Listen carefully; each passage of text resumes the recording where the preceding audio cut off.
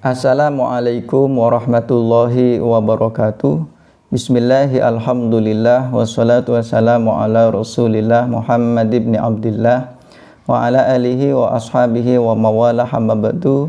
Para pemirsa yang budiman dimanapun berada, masih tetap bersama dengan kami satu hari satu hadis kajian kitab Bulughul Maram bab puasa. Hadis yang akan kita kaji pada kesempatan ini berada di nomor urut 676 kitab Bulughul Maram bab puasa. Bismillahirrahmanirrahim. Qala al-musannifu rahimahullahu ta'ala wa nafa'ana bihi wa bi ulumihi wa bi asrarihi fid dharain amin ya rabbal alamin. An Aisyata, hadis diceritakan dari Siti Aisyah mudah-mudahan meridhoi Allahu siapa Allah, anha dari Siti Aisyah. Qalat berkata siapa Siti Aisyah, dakhala telah masuk alayya atasku siapa an-nabiyyu baginda Nabi sallallahu alaihi wasallam zata yaumin di suatu hari. Faqala maka bersabda siapa baginda Nabi, hal indakum syai'un, hal indakum apakah ialah di sisi kalian semua, syai'un adapun sesuatu. Qulna menjawab siapa kami, la tidak. Qala bersabda siapa baginda Nabi, fa inni maka sesungguhnya aku idan tiba-tiba shaimun ialah orang yang berpuasa. Tsumma ata kemudian mendatangi siapa baginda Nabi na terhadap kita yauman di suatu hari akhir yang lain. Fakulna maka menjawab siapa kita, uhdiya diberi lana bagi kita haisun apa makanan, jenis makanan yang terbuat dari kurma. Faqala maka bersabda siapa baginda Nabi, arinihi, ari memperlihatkanlah siapa engkau wahai Siti Aisyah ni terhadapku, hi terhadap haisun makanan tadi. Falaqad asbahtu maka sungguh berpagi-pagi siapa aku, shaiman ialah dalam keadaan berpuasa. Fakalah maka kemudian memakan siapa baginda Nabi terhadap makanan tadi. Rawahu menceritakan hu terhadap hadis siapa Muslimun, Imam Muslim. Para pemirsa yang budiman dimanapun berada, Rasulullah Shallallahu Alaihi Wasallam di dalam satu kesempatan mendatangi Siti Aisyah. Kemudian bertanya kepada Siti Aisyah apakah ada makanan yang bisa dimakan. Ternyata Siti Aisyah menjawab tidak ada. Akhirnya baginda Nabi bersabda fa inni idzan shaimun, artinya adalah baginda Nabi langsung berpuasa sunnah. Kemudian di suatu hari yang lain baginda Nabi kembali mendatangi Siti Aisyah dan bertanya kembali tentang makanan. Kemudian Siti Aisyah menjawab bahwa ada makanan, padahal Rasulullah Shallallahu Alaihi Wasallam sebelumnya telah niat untuk berpuasa sunnah.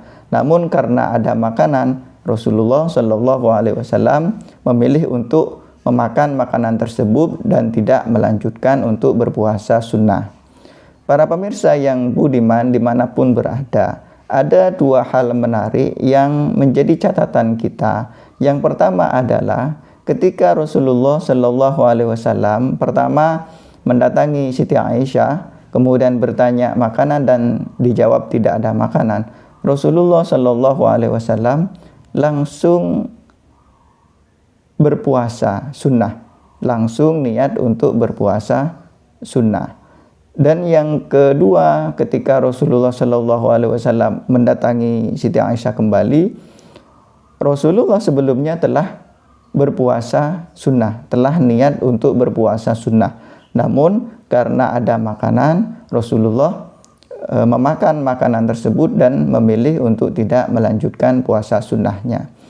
Artinya para pemirsa yang budiman dimanapun berada, kita diperbolehkan untuk berpuasa sunnah meskipun pada waktu malam belum niat untuk berpuasa sunnah, dengan catatan belum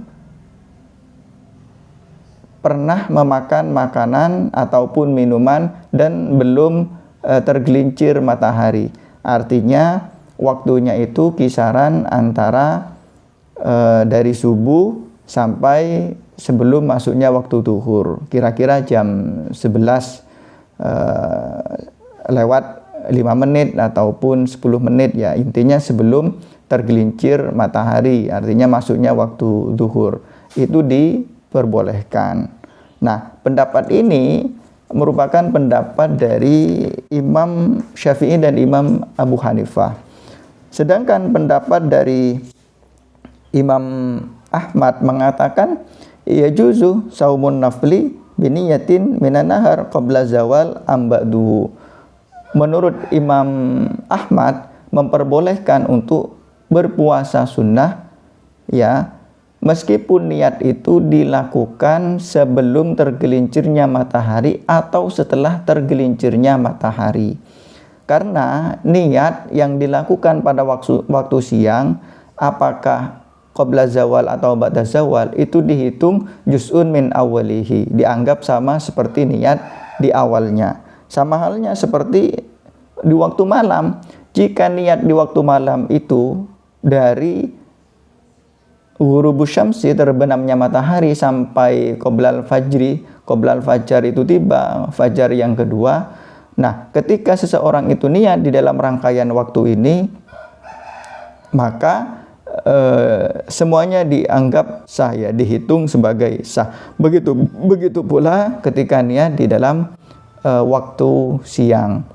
Namun menurut Imam Malik berbeda. Waqala Maliku fin nafilati la yasumu illa ayyubayyita.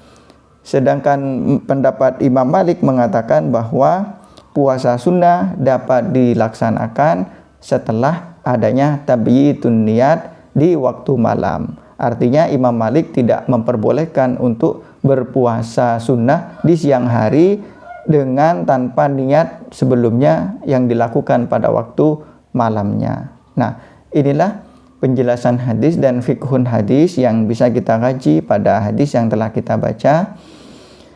Mudah-mudahan bermanfaat. Wallahu a'lamu bishawab. Wallahul muwaffiq ila aqwamit thoriq. Wassalamualaikum warahmatullahi wabarakatuh.